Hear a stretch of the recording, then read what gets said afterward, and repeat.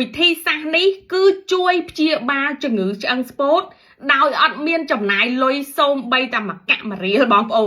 នអាចធ្វើបាននៅផ្ទះដោយខ្លួនឯងអ្នកវិទ្យាសាស្ត្រនៅប្រទេសញូហ្សេឡង់គឺបានសិក្សាស្រាវជ្រាវអំពីបញ្ហានេះគេធ្វើទៅលើមនុស្សស្ត្រីដែលចិត្តអស់រដូវហើយនិងស្ត្រីដែលគាត់អស់រដូវរួចជាទូទៅមនុស្សស្រីក្រោយពីអស់រដូវ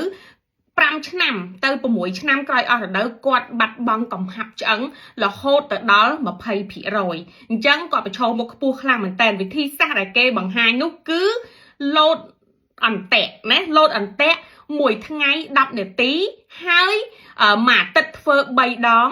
បងប្អូននឹងអាចជួយជួសជុលអាបញ្ហាឆ្អឹងស្ពោតឆ្អឹងយើងមានកំហាប់ឡើងវិញមានការស្រាវជ្រាវជាក្រុមអ្នកស្ត្រីដែលបានចូលរួមហ្នឹងស្ត្រីមួយផ្នែកគឺគាត់ឆ្អឹងកំហាប់ឆ្អឹងគាត់កើនឡើងវិញស្ត្រីមួយផ្នែកទៀតកំហាប់ឆ្អឹងគាត់គឺកើនឡើងពេញធម្មតានិយាយទៅជា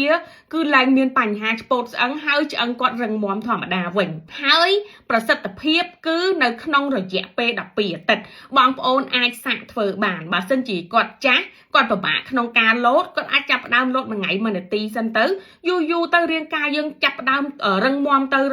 ធន់ទៅយើងអាចលោតបានដល់10នាទី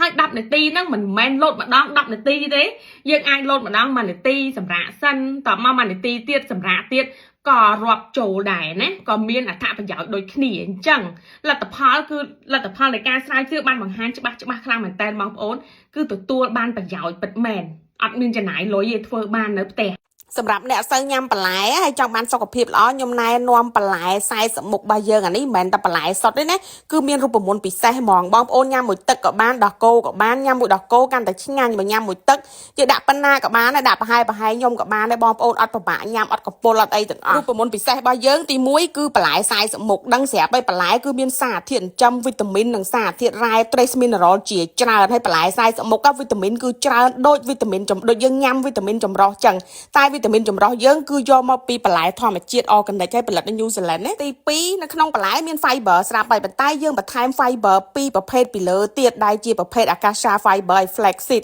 ជួយដល់ការរំលាយអាហារជួយដល់ការបត់ជើងទៀងទាត់ជួយដល់កាពះពោះវៀនយើងហ្មងដើម្បីកាពះពោះវៀនមានសុខភាពល្អមានដំណើរការល្អបត់ជើងទៀងទាត់មិនមែនត្រឹមតែញ៉ាំ fiber ហើយត្រូវការ probiotic មួយទៀតរូបមន្តពិសេសយើងក៏មាន probiotic ក្នុងនឹងដែរណាហើយនឹង prebiotic បើនិយាយចំភាសាគឺមានន័យថា fiber នឹងឯងបងប្អូនអញ្ចឹងរូបមន្តនេះពិសេសណាជំនួយសុខភាពហើយជួយកាពះពោះវៀនទៀតបងប្អូនចង់ញ៉ាំពេលណាក៏បានដែរ